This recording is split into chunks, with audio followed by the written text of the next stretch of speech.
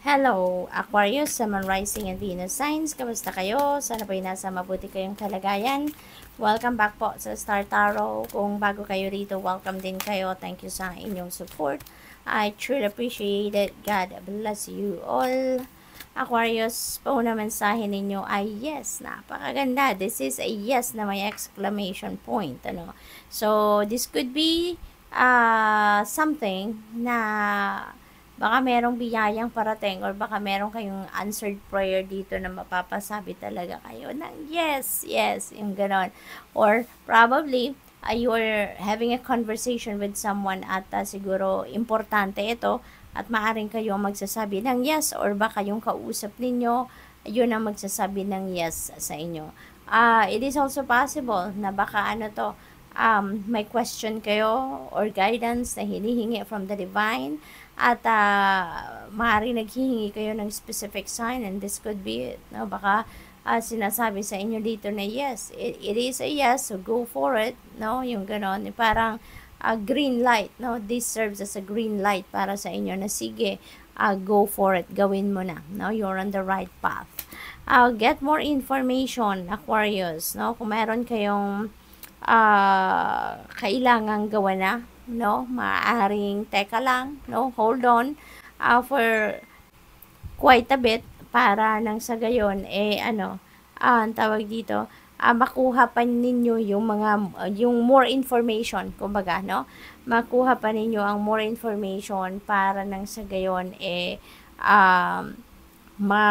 magkaroon kayo ng mas malinaw, no, na sitwasyon, kumbaga, no? Yung bang magkaroon kayo ng clarity kung before kayo mag-take action or before you move forward towards whatever this is na gusto ninyong simulan or pagdedesisyon na ninyo, 'di ba? Mas maraming impormasyon kayong hawak, siguro mas makakabuti para may mga iba't ibang scenario kayo siguro na pagbabasehan, no? Something like that.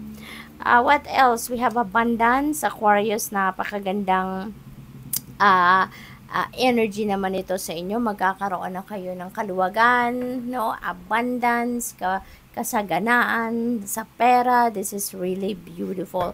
Nakikita ninyo yung hawak na vessel, no, ng angel na to.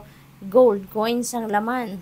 Yung parang bumabagsak na, 'di ba? So that could be the same scenario, 'di ba, na ang pagdating ng pera sa inyo. So maaaring tuloy-tuloy, no, yung pasok ng pera sa inyo sa ngayon. So this is really beautiful energy, no? Napakaganda. Magkakaroon na kayo ng pera, magkakaroon na kayo ng maraming pera, additional wealth.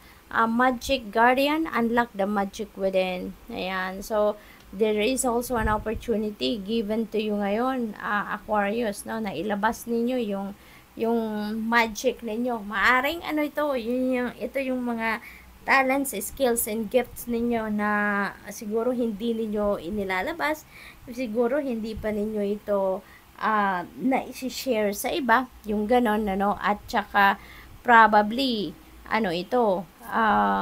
ito yung mga special gifts din siguro ninyo, no, na you really need to to share with the world.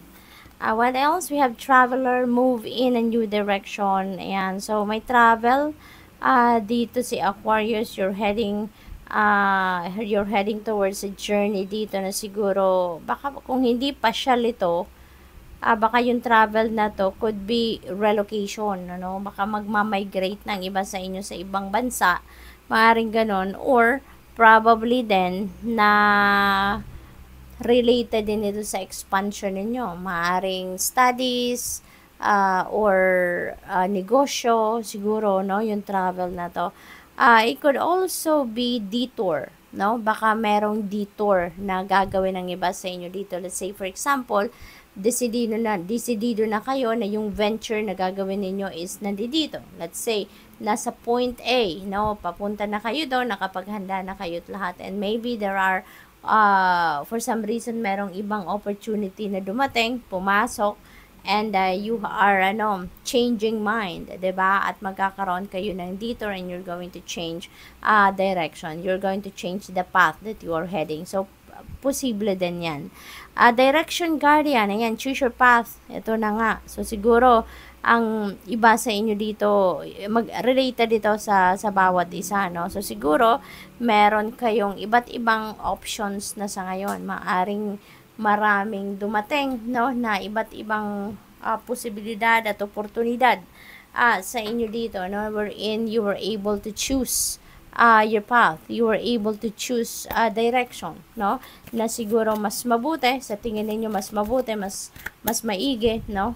Kisa sa iba. So, tignan natin kung ano pa ang ganap dito for Aquarius. We have Saint Germain, Karma, Releasing. Ayan. So, move beyond drama. Alright? So, ano na lang dito maganda, Aquarius. Iwasan na lang as much as possible yung drama. Iwasan na lang yung mga negativity, no, around you. Not necessarily na negativity within you, but negativity around you, no? So, make room for good energy around you. Kumbaga, meron kayong magagawang maganda or mabuti, no, towards other people dito na nasa inyong paligid, no? Yung parang hawaan ninyo sila ng inyong positivity, okay? We have El Moria, Awakening Presence. The universe is with you. Okay? The universe is with you. Wear a cloak of protection and love. Napakaganda nito, no? Yung parang you are highly connected, no, with the divine universe at this time. Parang you are in alignment with God. You are in alignment with the universe sa ngayon. So, you have that special power sa ngayon. Kung if you are in alignment with the universe, you have that spiritual spiritual power sa ngayon para siguro kung ano man yung naiisip ninyo, ano man yung ideas ninyo ay maaaring ma-manifest ninyo yan, no? Right away. So, we have Lady Nada, Heart Awakening, Awaken to Acceptance and Divine Love, Give and Receive in Balance. Ayan. So, parang generosity energy sa ngayon, no, is at play. May mga sitwasyon siguro sa ngayon na merong hihingi ng tulong sa inyo, lalapit sa inyo for assistance or any kind of help, and then at the same time, 'di ba, baka may ilang bagay din sa buhay ninyo na kailangan din ninyo ng tulong ng iba, kailangan din ninyo ng assistance ng iba. So, maybe may ganon ang ganap dito for some of you, no? Kaya, yung parang love, you know, love is oozing, no, sa puso ninyo sa ngayon. Kaya you're very generous, you're very compassionate, yung ganon. So, good luck. Thank you for watching Love and Light. Namaste.